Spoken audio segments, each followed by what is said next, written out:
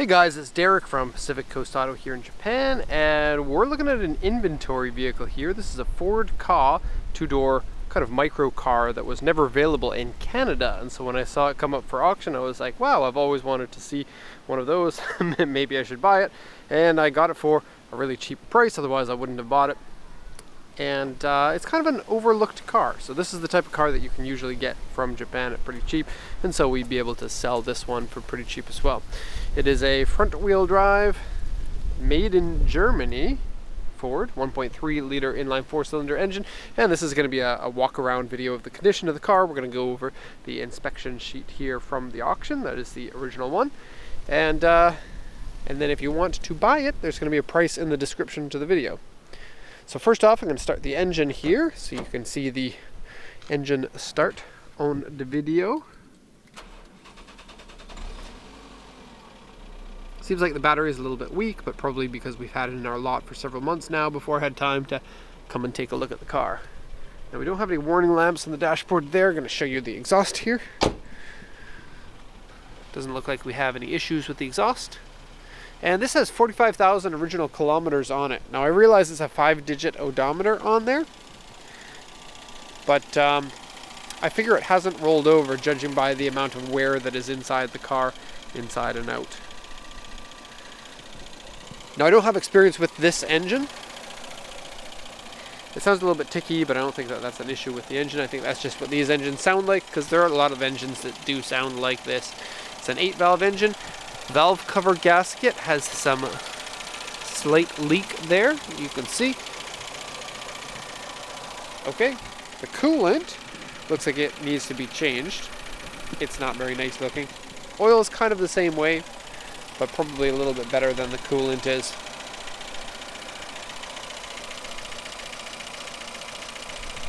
Maybe it's hard to tell on video.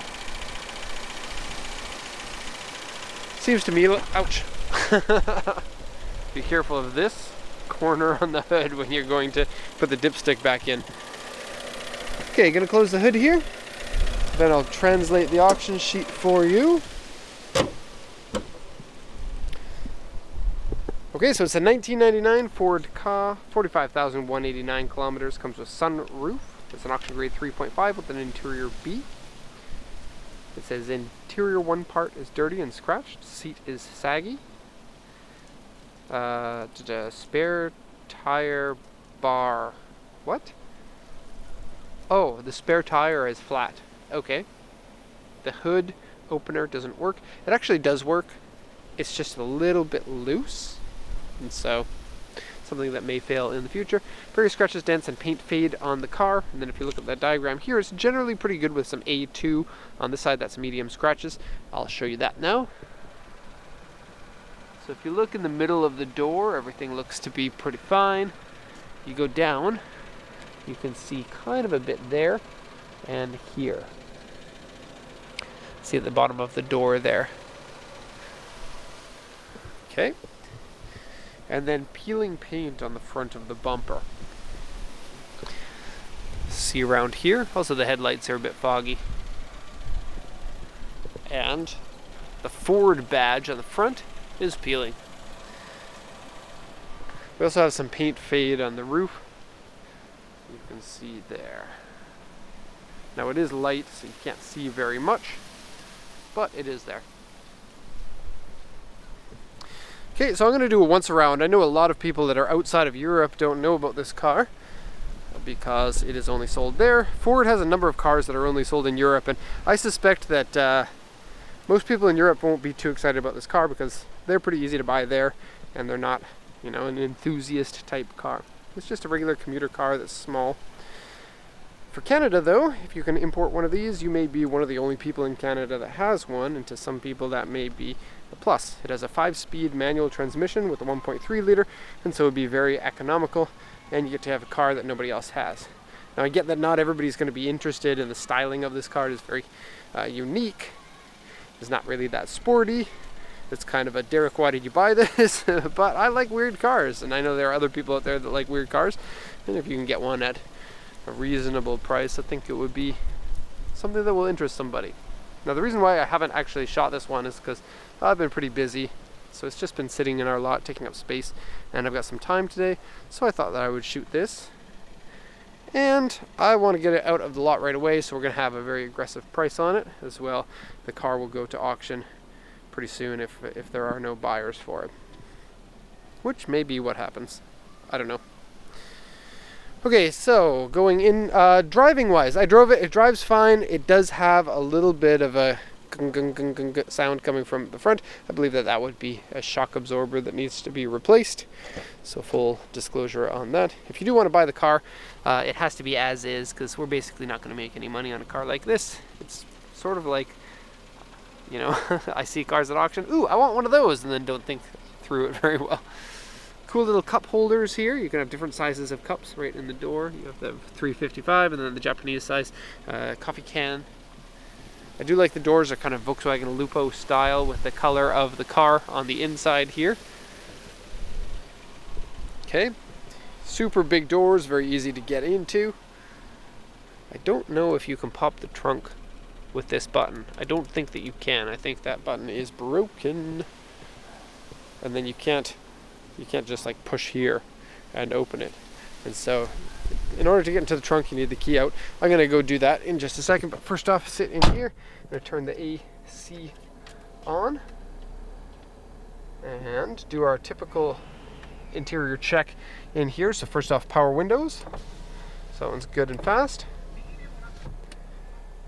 We've got music coming, volume down. All right. This one down, and then notice you have a little bit of wear on the switch there. Okay, so brakes work okay, clutch works okay, all shifting is good, e-brake works, power steering is good. The air vents are a little bit interesting. They look like this until you push them, and then they look like this. You have a bunch of those, 2 more here, and another one over there. It tells you the name of your car on your dashboard as well. It has a tape deck, AC. What's this? Oh, cigarette lighter. Ashtray has been used. It doesn't smell like cigarettes in here. Got a clock. Woo! And look at this. The glove box is a little bit funny. At first I thought there was no glove box, but then I realized that you can spin this around and then you get like a place to put your tapes. And if you spin it more, you get like a little openable box, which I put the auction sheet into, and then you can spin it back. That's fun. Circles on the doors. Look at this. Okay, now liner here is loose. Also the liners for the seats, more so on the driver's side, and I'll show you that in a second. Sunroof is full sliding style and it's glass. And then headliner up here is dirty. Have a look. Sitting inside here is really weird. You get a lot of window all the way around you. And it's actually pretty spacious in here considering it's a very small car. Kind of Suzuki Swift size. Let's see if we can pull this door. There we go. Okay, so easy to get into the back, and you have a hole. Look at that. You can put stuff in the hole. Again, saggy fabric on that. Here you can see the driver's side one actually. You probably could like tuck it in better. I don't really know. Okay, back to the AC. Okay, AC works. Thumbs up for that. And airbag here and airbag over there. Let's just take the key out so that we can check the size of the trunk.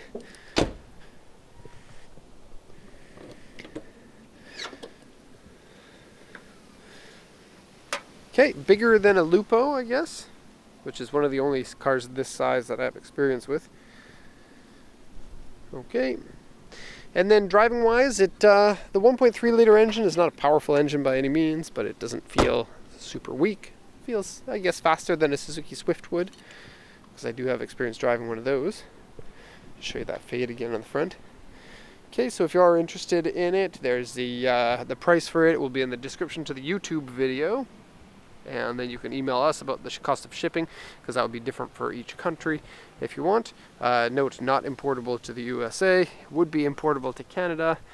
and basically many other countries it would be. So let me know if you're interested, and otherwise we're just going to send it off to auction. So thanks for watching, everybody, and have a nice day.